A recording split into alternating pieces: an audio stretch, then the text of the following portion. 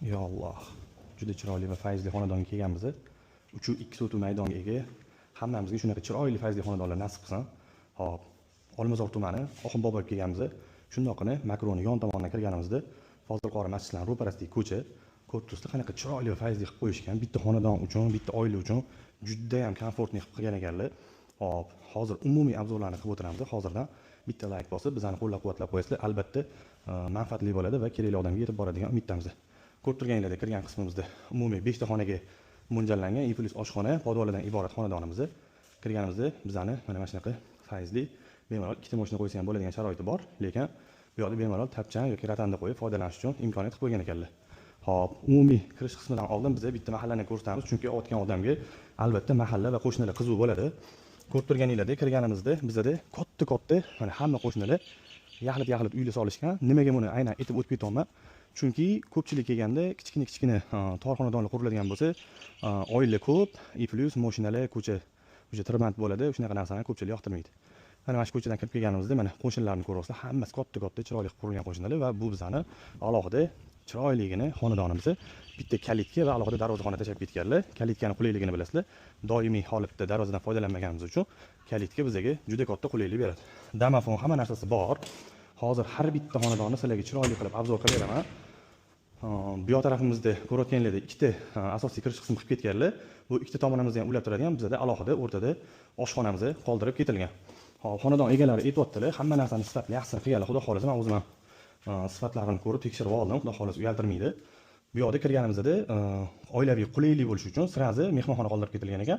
Mehmonxonamizni ham ko'ryapsizlar, chiroyli did bilan qolib ketilgan. Hop, mebel texnikalarini olib chiqib ketaman deyaptilar. Konditsionerli kelishuv asosida bo'ladi. Oshxona garniturasi ham umumiy qoldirib ketiladi. Mana bu yoqda tahorat qilish uchun qulay qilib tashlagan. Ikkita anaqada ko'rdim. Ikkalasida ham kirish mashinasi qoldirib ketilgan ekan. Bu yoq oshxonamiz, hozir oshxona odam bor, uni alohida videosini joylab ketamiz. Mana bu bizning asosiy kirish qismimiz.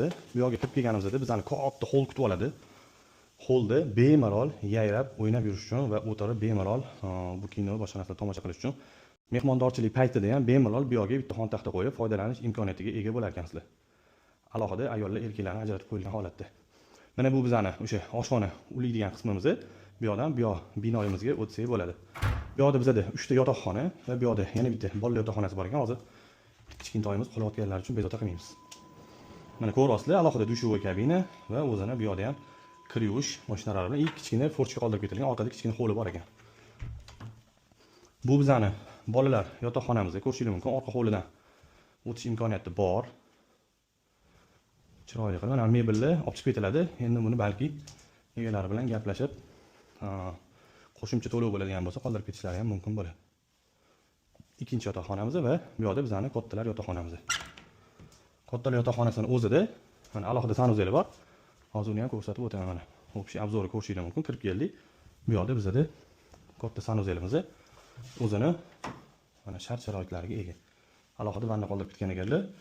Yosh bolalarimiz uchun juda qulay va ayollar ko'pchilik parda yuvitib qo'yib, o'sha yerda vannada yuvishni ma'qul deb bilishadi. Bu bo'lsa mana orqa hovlimizni ko'ryapsizlar, shart-sharoitlar qilib qo'yilgan. Skvazin qilishga ham juda zo'r qilib o'ylab ketgan ekanlar. Ham eshik vazifasini, ham oyna vazifasini o'tab beradi. Bu yoqdan bo'lsa, yonida podvalimiz mana shu yarmini orqa qismiga qilingan ekan. Podvalga tushadigan bo'lsak, bizda podvalda bolalarga o'yingoh yoki domashniy kinoteatr va shunga o'xshagan narsalar sifatida foydalansanglar bo'ladi. Mana tushdik, orqadan primyanka oynalar qoldirib ketilgan, xuddi xonadek qilib katta. Mana ko'rishingiz mumkin. Qulayligi juda ideal darajada. Plus bu yoq tarafda bizani uyimizda kotelnik joylashtirilgan ekan. Kotelnikni ko'rishingiz mumkin. Orqadan forchka qoldirib ketilgan, doimiy shamollatib qo'yish uchun. Bu yoqda bo'lsa zanatidan unumli foydalangan holatda bitta kladovka qoldirib ketilgan.